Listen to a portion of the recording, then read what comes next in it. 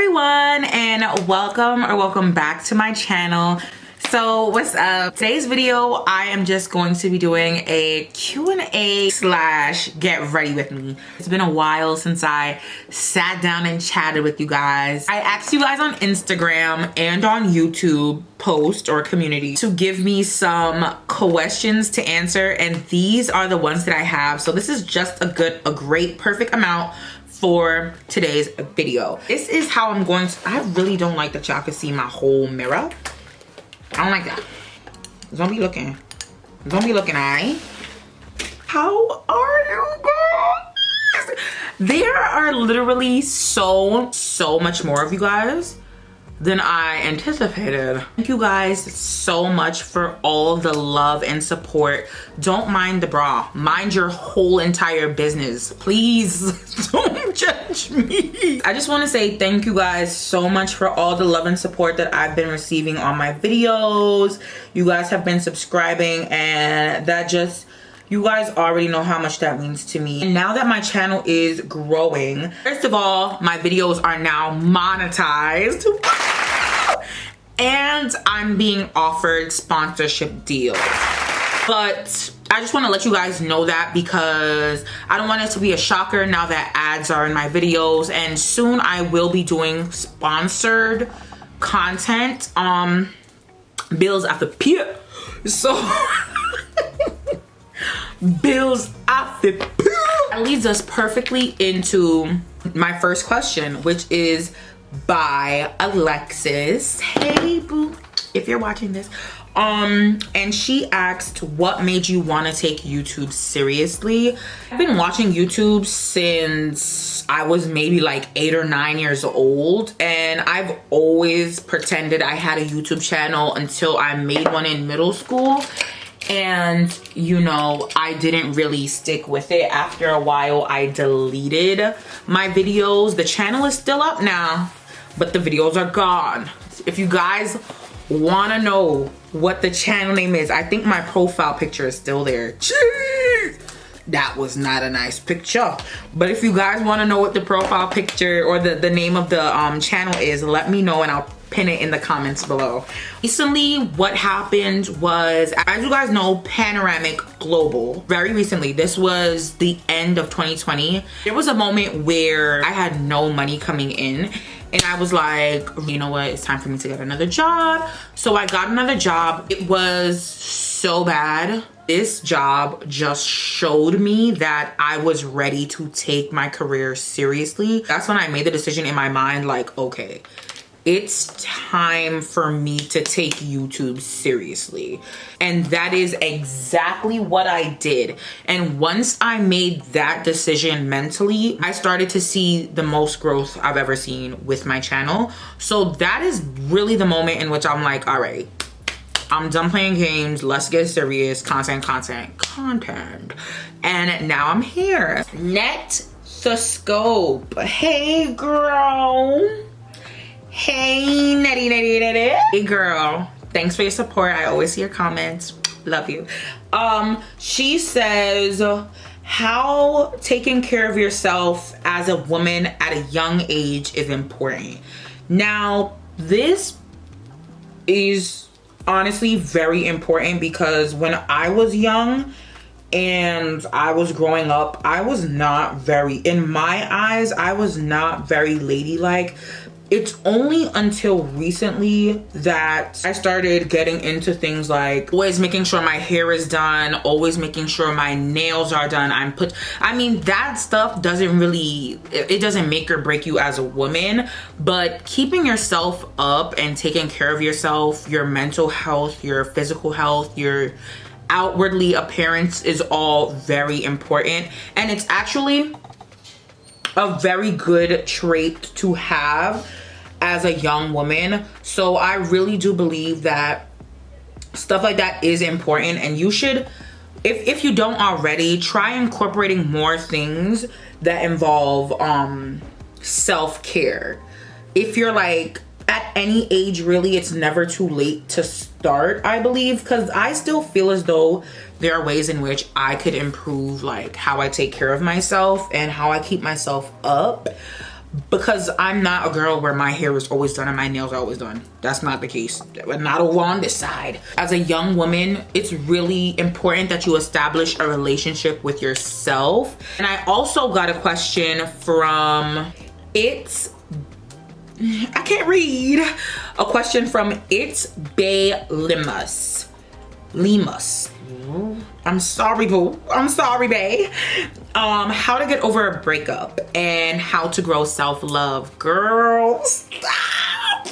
Because you know I'm kind of going through that. Stop. That's some crazy stuff right there. That's kind of hard to talk about. If the breakup is one that really hurt, I do feel the best way to get through it is to just feel your emotions at first. Feel your emotions, talk to somebody about it, talk to a friend, or if you don't have a friend, get a journal, write down how you're feeling. Pinterest is great for prompts, like writing journal prompts. So they have all these options to just ask yourself questions so you can just express how you feel in one place, in one space. And that will really help with the coping of a breakup.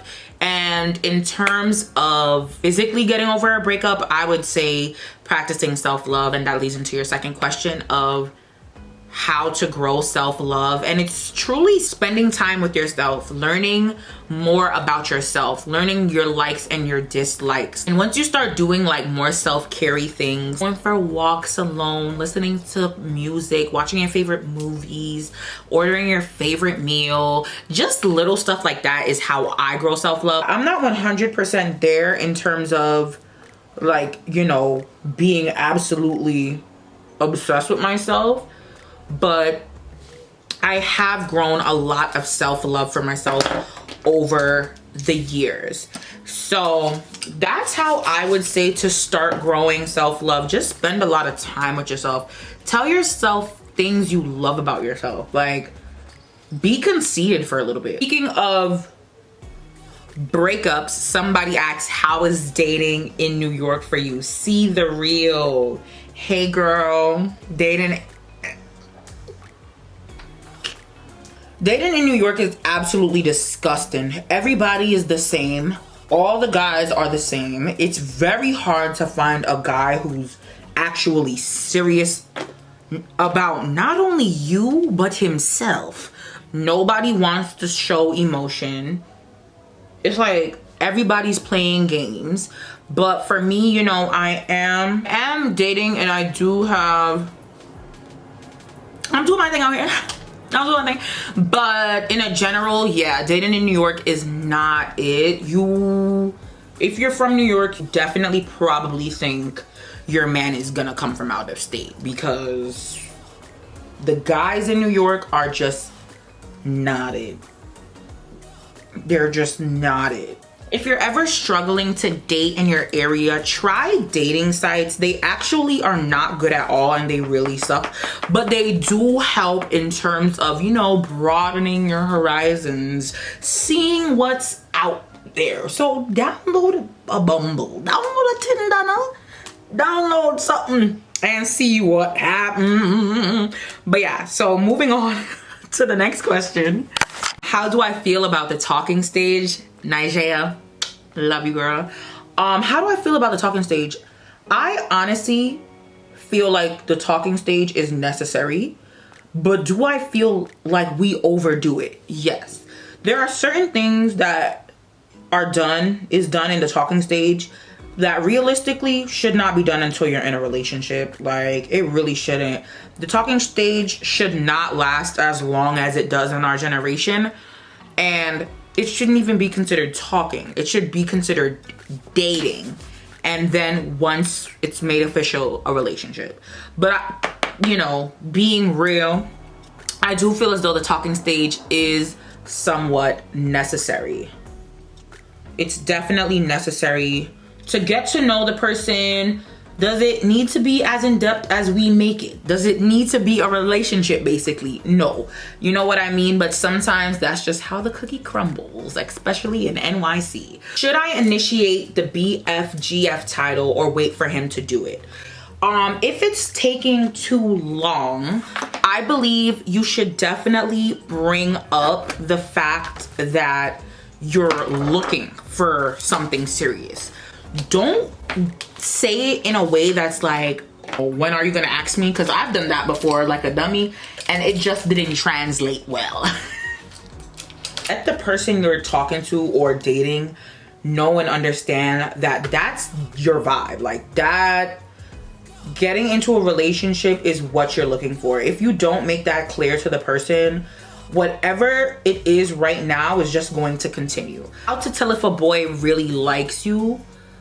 I feel like something I learned the hard way that I hope none of you have to go through, but you probably are, because men make it so hard not to go through something like this in this way, is if he truly likes you, you will not have this question in your head. And that is a very sad fact, because men are so good at making it seem like something even though it's not. If a guy is serious about you, you're gonna know. You're really gonna know. And that is something I learned the hard way. I used to make lists. I firmly believe that if you are talking to somebody and you're wondering if they like you, even if they do like you, you shouldn't be talking to that person. Because if they're not making it obvious, unless they're like super shy, if they're not sweating you, if they're not making it obvious that they're into you, then it's something else. Is it normal to not want to make more female friends? Yeah. I'm really somebody, I have the same friends. I'm so bad at making friends. I'm a friendly person, but I'm so bad at making and keeping friends. Like, I always don't communicate with people. I don't text them. I don't call them. I'm just bad.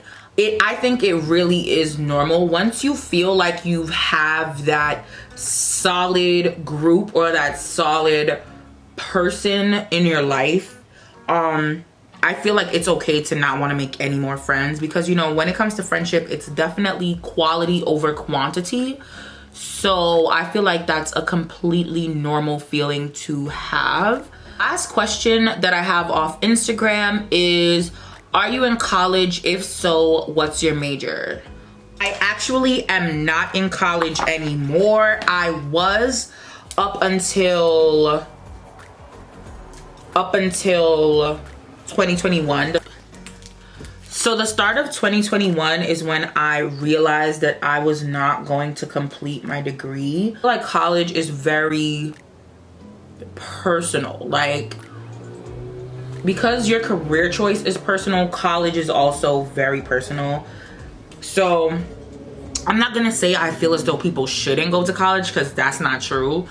But for myself, I felt as though college was not required for me to get where I want to go in my career for my career choice. So I am not in college anymore, but I was in college and my major was business management.